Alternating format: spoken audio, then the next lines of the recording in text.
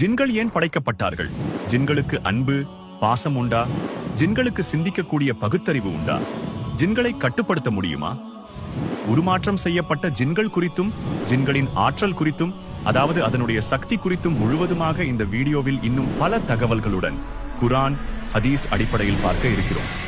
அல்லாஹ் குர்ஆனில் கூறுகிறான், இன்னும் ஜின்களையும் மனிதர்களையும் அவர்கள் என்னை வணங்குவதற்காகவே அன்றி நான் படைக்கவில்லை.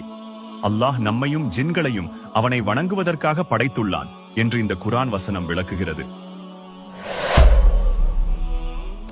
அல்லாஹ் குர்ஆனில் கூறுகிறான், இன்னும் ஜின்களையும் மனிதர்களையும் அவர்கள் என்னை வணங்குவதற்காகவே அன்றி நான் படைக்கவில்லை. அல்லாஹ் நம்மையும் ஜின்களையும் அவனை வணங்குவதற்காக படைத்துள்ளான் என்று இந்த குர்ஆன் வசனம் விளக்குகிறது. ஜின் இனம் என்பது புகையில்லாத நெருப்பில் படைக்கப்பட்ட இனமாகும். இதன் காரணமாகவே ஜின்கள் மனிதர்களை விட அதிக ஆற்றலை கொண்டுள்ளது. இது குறித்து நபி ஸல்லல்லாஹு அலைஹி வஸல்லம் கூறுகையில், அல்லாஹ் மலக்குமார்களை ஒளியாலும் ஜின்களை நெருப்பாலும் மனிதர்களை களிமண்ணாலும் படைத்தான். அல் குர்ஆனில் நெருப்பு கொழுந்திலிருந்து அவன் ஜின்களை படைத்தான் என கூறப்பட்டுள்ளது. மனிதர்களுக்கு இருப்பது போலவே ஜின்களுக்கும் நல்லது எது, கேட்டது எது என பகுத்தறியும் தன்மைகள் உள்ளன.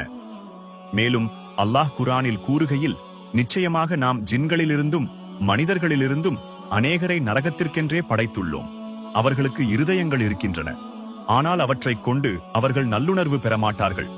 அவர்களுக்கு கண்கள் உண்டு, ஆனால் அவற்றைக் கொண்டு அவர்கள் இறைவனின் அத்தாட்சிகளை பார்ப்பதில்லை.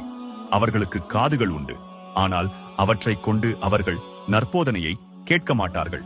இத்தகையோர் கால்நடைகளை போன்றவர்கள் இல்லை, அவற்றை விடவும் வழிகேடர்கள். இவர்கள் தாம் நம் வசனங்களை அலட்சியம் செய்தவர்களாவார்கள்.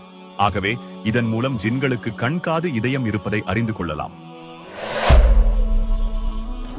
ஜின்கள் சில தம் உருவங்களை மாற்றிக்கொள்ளும் தன்மையுடையது. இதனை பற்றி முஹம்மது நபி ஸல்லல்லாஹு அலைஹி வஸல்லம், ஜின்கள் சிலர் பாம்புகளாக உருவெடுத்துள்ளனர். ஆகவே எல்லா பாம்புகளும் ஜின்கள் அல்ல, சில ஜின்களாக இருக்கும் என்று அவர்கள் கூறுகின்றார்கள். ஜின்களும் இனப்பெருக்கம் செய்வார்கள். இதனை பற்றி குர்ஆனில், ஆகவே நீங்கள் என்ன என்று அவனையும் அவன் சந்ததியாரையும் உங்களை பாதுகாப்பவர்களாக எடுத்துக் கொள்வீர்களா? அவர்களோ உங்களுக்கு பகைவர்களாக இருக்கிறார்கள். அக்கிரமக்காரர்கள் இவ்வாறு மாற்றிக்கொண்டது மிகவும் கெட்டதாகும் என்று அல்லாஹ் கூறியுள்ளான். இதில் சந்ததியாரையும் பற்றி கூறியுள்ள நிலையில் ஜீன்களால் இனப்பெருக்கம் செய்ய முடியும் என்பதை அறிந்து கொள்ளலாம். ஜீன்களிலும் ஆண், பெண் என்ற பாலினம் உண்டு. இதை குறித்து குர்ஆனில் கூறப்பட்டுள்ளது. நிச்சயமாக மனிதர்களிலுள்ள ஆடவர்களில் சிலர் ஜின்களிலுள்ள ஆடவர்கள் சிலரிடம் காவல் தேடிக் கொண்டிருந்தனர். இதனால் அவர்கள் ஜின்களிலுள்ள அவ்வாடவர்களின் மமதையை பெருக்கிவிட்டனர். ஆகவே ஜின்களிலும் ஆண், பெண் உள்ளன என்பதை இந்த குர்ஆன் வசனம் கூறுகிறது. ஜின்களுக்கும் பாசம், நேசம், அன்பு எல்லாம் இருக்கிறது. மனிதர்கள் மிருகங்கள் போலவே ஜின்களுக்கும் பாசம், நேசம் உள்ளது. அதே போல மனிதர்கள் மிருகங்கள் இறப்பது போல ஜின்களும் இறந்து போகும்.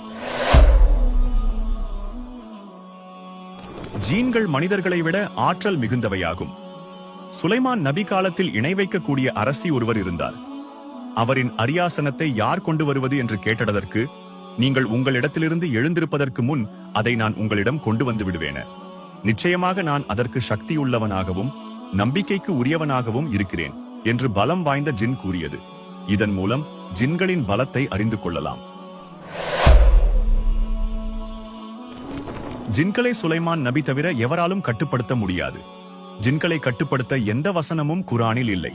எனவே யாராவது இவ்வாறு கூறினால் அது பொய்யே, அதை நம்ப வேண்டாம். ஜின்களை பற்றி இந்த வீடியோவில் பார்த்தோம். இன்ஷா அல்லாஹ் இந்த வீடியோவை மற்ற நபர்களுக்கும் பகிர்ந்து அவர்களையும் பயன்பெற செய்யுங்கள். அல்லாஹ் நாம் அனைவருக்கும் அருள் புரிவானாக.